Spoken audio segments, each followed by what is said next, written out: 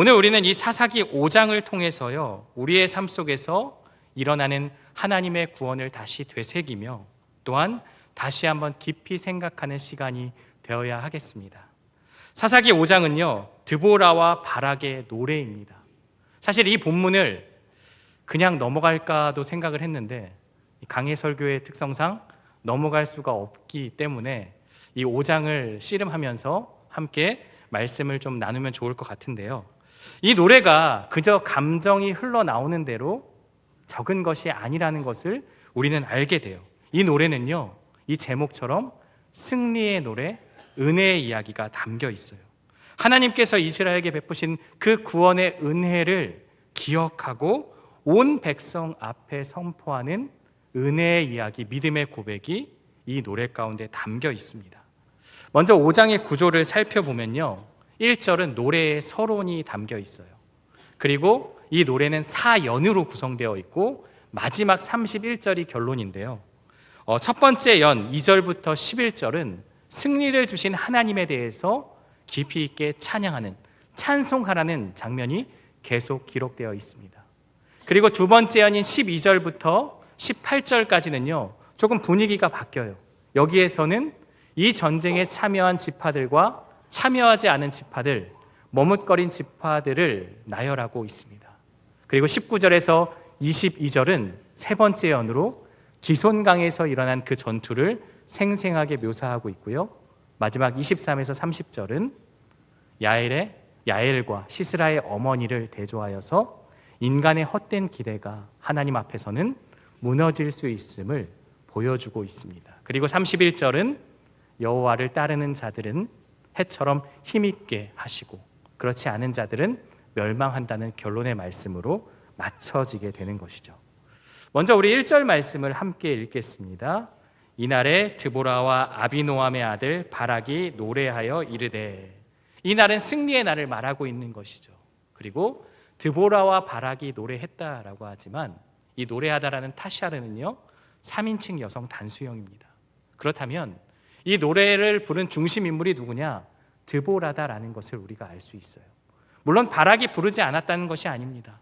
온 백성이 함께 불렀죠. 하지만 바락은 참여한 것이고 이 노래를 부르고 이 노래의 모든 것은 드보라가 중심이 되어서 하나님을 향하여서 찬양한 노래다라는 것을 말씀하고 있습니다. 그리고 2절과 3절에서 계속해서 드보라는 본인이 직접 화자가 되어서 하나님을 찬양하는데요, 영솔자들이 영솔하였고 백성들이 즐거이 헌신하였다. 그러니까 지도자들이 바르게 그들을 인도하였고 온 백성들이 하나님 앞에 즐거이 헌신하였다라고 말하며 다른 나라의 왕들이 이 노래를 듣고 너희도 하나님을 찬양하라고 요청하고 있습니다. 우리가 4장을 보면 드보라가 바락에게 말씀을 전하죠. 그리고 바락이 백성들을 이끌어 갑니다. 그리고 백성들은 즐거이 헌신하게 돼요. 납달리에서 스불론에서 10,000명의 군사를 모집하고 철병거 900대를 가진 시스라에 맞서기 위해 그들은 자원하여서 즐거운 마음으로 모이게 됐습니다. 모인 자들은 바락을 신뢰했고요, 바락은 드보라는 하나님을 믿음으로 온 백성 모두가 하나님을 믿는 믿음으로 전쟁에 임하였다라는 것을 말씀하고 있습니다. 우리가 4장에서 하나님께서 드보라를 왜 사사로 선택하셨는지 설명하고 있지 않지만 우리가 배경을 보면서 그때의 상황이, 그때의 형편이 여자라도 나설 수밖에 없는 상황이었다는 것을 우리가 살펴보았습니다. 그런데 오늘 본문에서는 다시 왜 하나님께서 드보라를 선택하셨는지 이유를 알게 되는데요, 우리 4절과 5절을 함께 한 목소리로 읽겠습니다. 여호와여, 주께서 세일에서부터 나오시고 진행하실 때에 땅이 진동하고 하늘이 물이 내리고 구름도 물을 내렸나이다. 산들이 여호와 앞에서 진동하니 저 시내산도 이스라엘의 하나님 여호와 앞에서 진동하였도다. 신명기 33장 2절 말씀을 인용한 것으로 볼 수 있는데요, 드보라는요, 이 신명기 33장의 말씀을 인용했다라는 건 출애굽의 역사를 알고 있었다는 의미입니다. 드보라가 하나님의 선택을 받을 수 있었던 이유는 이 말씀을 통해서 우리가 추측해 볼 수 있는 건 드보라가 출애굽의 역사를 알고 있었다라는 것입니다. 이 신명기 33장 2절 말씀과 오늘 말씀을 보면 굉장히 유사한 부분이 등장합니다. 세일산에서부터 또 시내산으로 나오는 그 하나님의 은혜, 하나님의 그 역사하심, 그 하나님의 영광을 찬양하는 그 모습은 너무나도 닮아 있는데요. 드보라가 출애굽의 역사를 알고 있다는 것은 그녀가 과거를 알고 있었다는 의미입니다. 이스라엘의 과거는 무엇입니까? 하나님의 은혜 아니면 설명할 수 없는 것이 그들의 과거입니다. 이 과거를 알게 되면요, 현재를 해석할 수 있어요. 지금의 고난, 지금의 아픔들을 과거에 베풀어 주신 하나님의 은혜를 생각하면 이 시험과 고난이 나에게 의미 없이 주어지는 것이 아니라 하나님의 사랑이 담겨 있는 그러한 의미가 있는 현재의 고난이다라고 해석할 수 있게 되죠. 그리고 하나님의 도우심을 바라볼 수 있게 돼요. 그렇게 하면요, 미래가 달라질 수 있는 거예요. 이스라엘은 지금까지 하나님을 잊어버리고 하나님을 멀리하고 온갖 잡신들을 섬기며 그러한 삶을 살았습니다.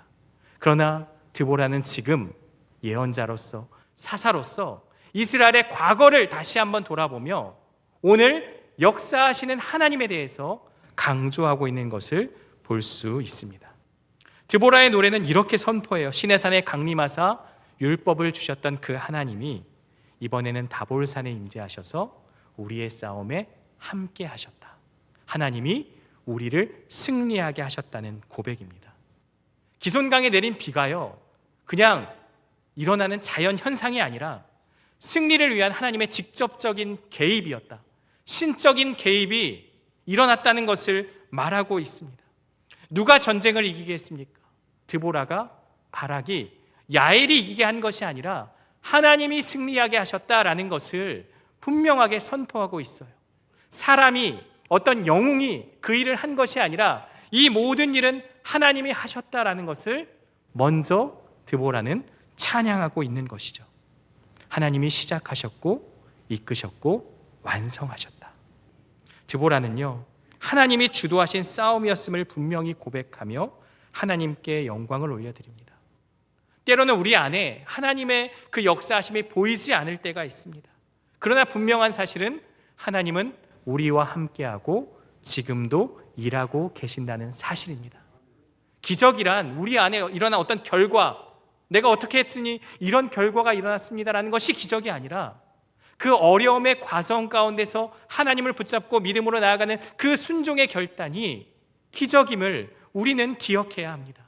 아무것도 의지할 수 없는 그 순간에 하나님을 믿고 의지하는 것이 기적이라는 것을 우리는 말씀을 통해서 살펴보기를 간절히 원합니다. 이어지는 6절과 7절은요, 가나안의 압제 아래 고통받던 이스라엘의 처참한 현실을 말해주고 있어요.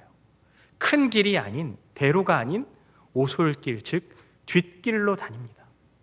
가나안의 압제가 두려워서 좋은 길이 있어도 다니지 못했던 그들의 형편, 변변한 무기조차 없어서 가나안에 대항할 수 없었던 그 상황, 드보라가 일어나기까지 그 누구도 가나안의 압제에 하나님의 이름으로 나설 수 없었던 그 사람들의 형편 가운데서 하나님은 한 여인을 세워서 이스라엘을 구원하여 주십니다. 누구도 기대하지 않았고 주목하지 않았던 그 여인을 통해서 하나님은 하나님의 역사하심 그 구원을 이루어 가시는데요. 우리 계속해서 9절과 11절까지의 말씀을 함께 읽겠습니다.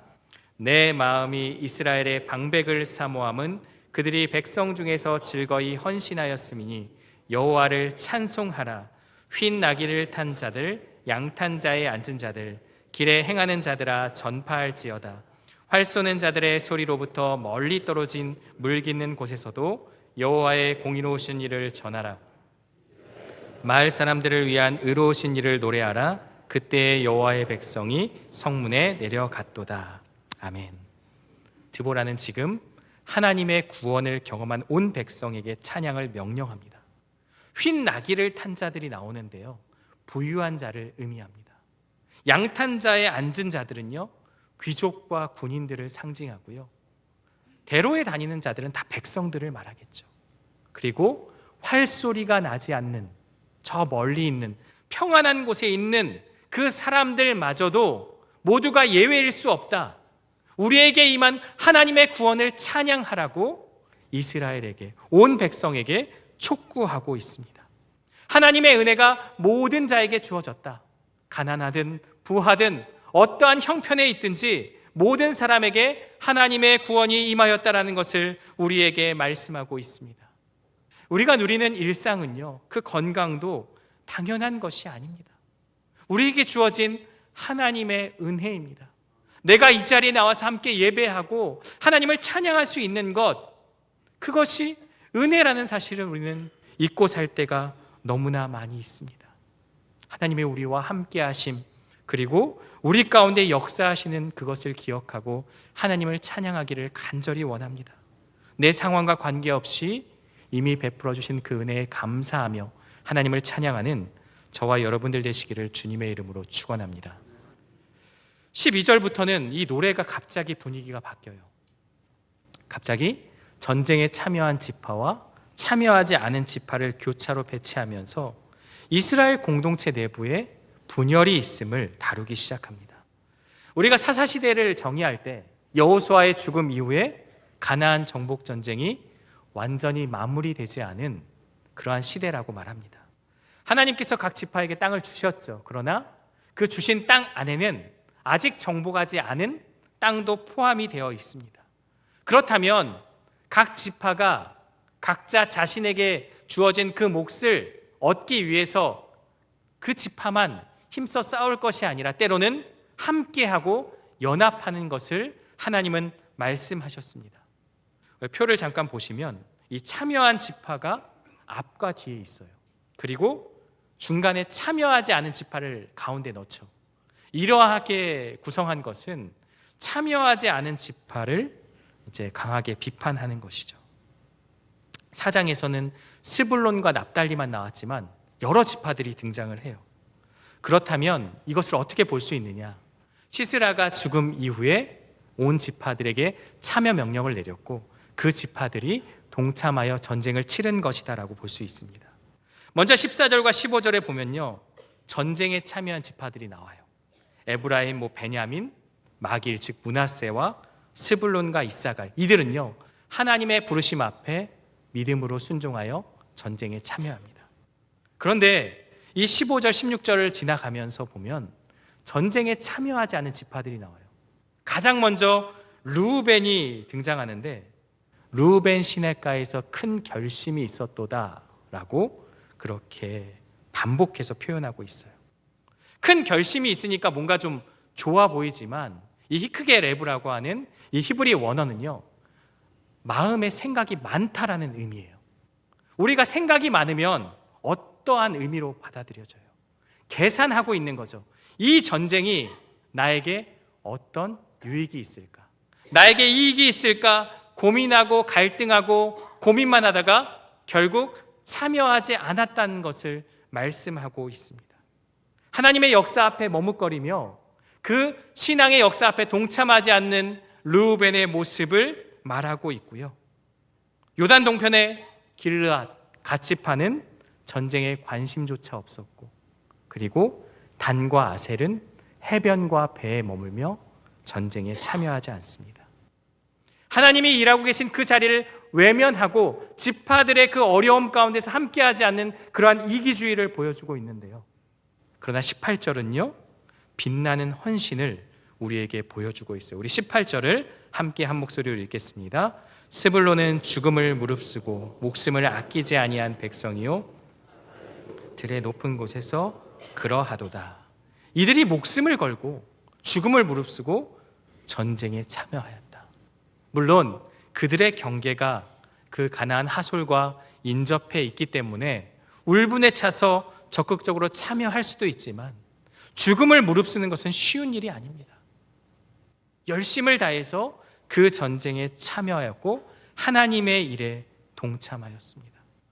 드보라는 지금 이 전쟁에 참여한 그 전쟁의 모든 것들을 하나님의 부르심에 대한 응답으로 보았습니다.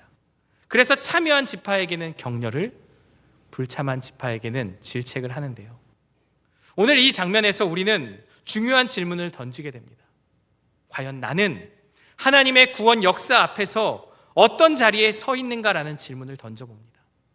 나는 지금 하나님의 일을 감당하는 그 역사 앞에서 르우벤처럼 고민만 하다가 계산만 하다가 신앙생활을 계산하고 뭔가 나에게 이익처럼 생각하고 그렇게 신앙생활을 하고 있는가? 아니면 단처럼 배에 올라 나의 현실 그 아픔 가운데서 그것만 생각하고 하나님의 일에는 관심을 갖지 않고 있지는 않은가? 아니면 스불론과 납달리처럼 목숨을 걸고 주의 일을 감당하고 있는가? 사사시대 하나님은요, 각 지파에게 기업으로 주신 땅을 함께 정복하라고 명령하셨습니다.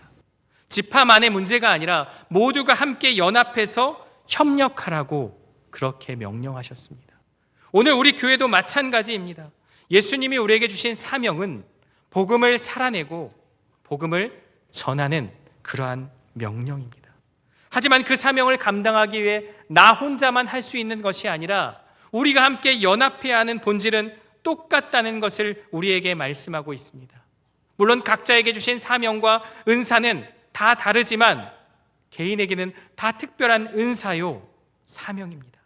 그 사명은 단순히 내 신앙이 자라고 내 믿음만 자라고 나의 신앙에 유익을 얻는 데서 멈추는 것이 아니라 하나님은 우리를 통해서 이 교회를 세워나가고 우리가 살아가는 가정과 세상 속에서 하나님의 나라를 이루어가길 원하십니다. 앞으로도 우리가 이러한 마음을 모아 하나님 나라를 위해서 함께 헌신하고 또 우리가 충성하는 그러한 자들이 되어야 합니다. 그 거룩한 일에 동참하는 저와 여러분들 되시기를 주님의 이름으로 축원합니다. 이제 우리는 3년을 볼 텐데요. 19절부터 22절은요. 기손강 전투의 장면이 펼쳐집니다. 우리 19절 말씀을 함께 읽겠습니다. 왕들이 와서 싸울 때에 무기또 물가 다한악에서 싸웠으나 은을 탈취하지 못하였도다. 단순히 전쟁의 승패를 기록한 것이 아니라요. 전리품에 대한 이야기도 나오지만 여기에 갑자기 왕들이라고 복수형이 쓰여집니다. 지금 이스라엘과 가나안의 전쟁은요, 지파와 하솔 왕 야빈과의 전쟁이 아니라 모든 가나안들과의 그 전쟁이라는 것을 우리에게 말씀하고 있습니다. 그리고 그 싸움의 중심에 하나님이 함께하고 있다. 특히 20절을 보시면 별들이 하늘에서부터 싸웠다. 이것은 신적인 개입을 말하고 있는 것이고요. 그리고 21절에서 드보라는 내 영혼아 내가 힘 있는 자를 밟았도다라고 외치면서 이스라엘을 독려하고 있습니다. 드보라가 지금까지 재판자 혹은 예언자로서의 그런 모습만 보였지만 이 말씀을 통해서 전쟁을 이끄는 사사로서의 모습을 보여주는데요. 특히 22절을 보면 이러한 내용이 있습니다. 그때의 군마가 빨리 달리니 말굽 소리가 땅을 울리도다. 시스라의 군대가 정신없이 도망치는 장면을 묘사하고 있는데요. 이 한글 성경에는 달리니라고 한 번만 쓰였지만 히브리어에는 다하로트라고 해서 질주하고 또 질주하였다라고 반복해서 표현하고 있습니다. 이스라엘의 공격 앞에, 아니 하나님의 공격 앞에 이들이 정신없이 도망치는 모습을 보여주고 있는데요. 이스라엘은 철병과 앞에서 두려워했지만 하나님은 그것이 문제가 되지 않습니다. 하나님이 그들을 위해 싸우시면 승리가 주어진다는 것을 우리에게 말씀하고 있습니다. 오늘의 우리의 삶도 전쟁터와 같습니다. 가정의 문제, 경제적인 어려움, 직장에서의 그 긴장감, 또 자녀들의 문제, 건강의 문제. 이 문제는 커 보이고 나는 정말 작아 보일 때가 있습니다. 내가 과연 그 일을 감당할 수 있을까라고 고민할 때도 있지만 기억해야 할 것은 하나님이 우리와 함께 하신다는 사실입니다. 하나님이 그 전쟁에 개입하셨던 것처럼 내 삶에 일어나는 일들에는 하나님께서 함께하고 있다. 하나님의 의도가 있다라는 것. 그럼 우리가 해야 할 일은 무엇입니까? 그 하나님을 붙잡고 신뢰하며 믿음으로 나아가는 것입니다. 그 하나님을 붙잡는 믿음의 모습이 결단이 우리에게 필요합니다. 드보라의 노래 마지막 단락은요, 하나님의 구원 역사 속에서 하나님 편의 선 자들과 그렇지 않은 자의 운명이 다르게 흘러가는지를 강하게 보여주는데요. 먼저 우리가 읽지 않지만 23절에 보면 이 메로스라는 지명이 등장해요. 제가 이 메로스가 어디인가 한참을 찾았지만 모든 학자들의 공통된 결론은 어딘지 알 수 없다. 그러나 분명한 사실은 그들이 하나님의 전쟁에 참여하지 않았다는 것을 말하고 있어요. 그래서 저주를 받게 되죠. 메로스를 저주하라 라고요. 하나님의 전쟁에 참여하라는 그 요청에 무관심하고 그들은 참여하지 않았습니다. 하지만 24절을 보면 정반대의 인물이 등장하는데요. 우리 함께 읽겠습니다. 겐 사람 헤벨의 아내 야엘은 다른 여인들보다 복을 받을 것이니 장막에 있는 여인들보다 더욱 복을 받을 것이로다. 야엘은요, 이방인이었어요. 그런데 전쟁에 참여하였죠. 메로스와 대비되는 거예요. 메로스는 참여하라고 요청했지만 거절했지만 야엘은 어떻게 보면 이 전쟁과는 조금 무관할 수도 있어요. 그러나 그 여인은 하나님의 전쟁에 참여합니다. 그가 할 수 있는 최선의 것을 통해서 그 시스라를 죽임을 통해 하나님의 사역을 완성하는 도구로 사용되어지는데요. 드보라는 그녀를 가리켜 여인들 중에 가장 복된 자라고 축복하고 있습니다. 그리고 오늘 본문의 마지막 31절은 노래의 결론인데요. 우리 함께 읽도록 하겠습니다. 여호와여, 주의 원수들은 다 이와 같이 망하게 하시고 해가 힘있게 도듬 같게 하시옵소서. 평온하였더라. 아멘. 40년간의 평온을 이야기하지만 중요한 것은 그 앞절입니다. 주의 원수들은 다 이와 같이 망하게 하시고 하나님을 대적하는 세력은 아무리 강하여도 결국 멸망할 수밖에 없다.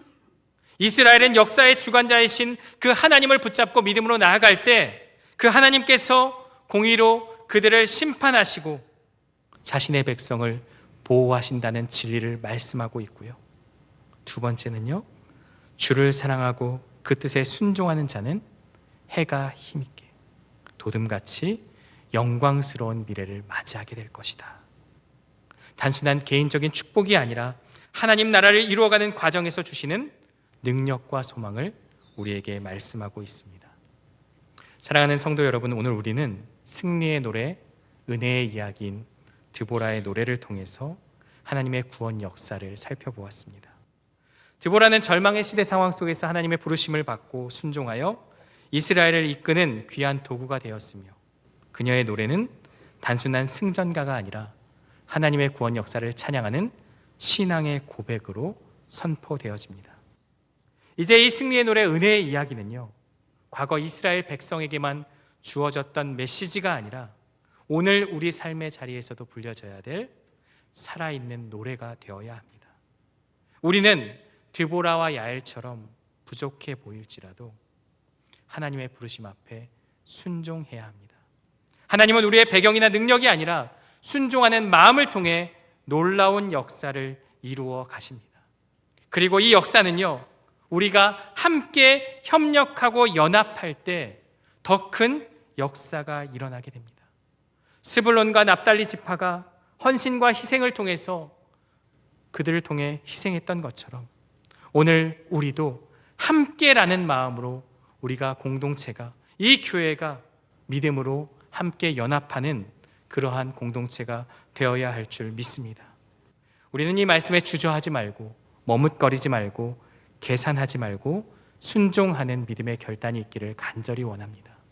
우리의 작은 순종이 하나님의 역사를 이루어진다는 것을 기억하고 이 시간 하나님이 내 삶에 어떻게 역사하셨는지를 돌아보며 그리고 지금 서 있는 이 자리에서 승리의 노래, 은혜의 이야기를 써내려가는 저와 여러분들 되시기를 주님의 이름으로 축원합니다.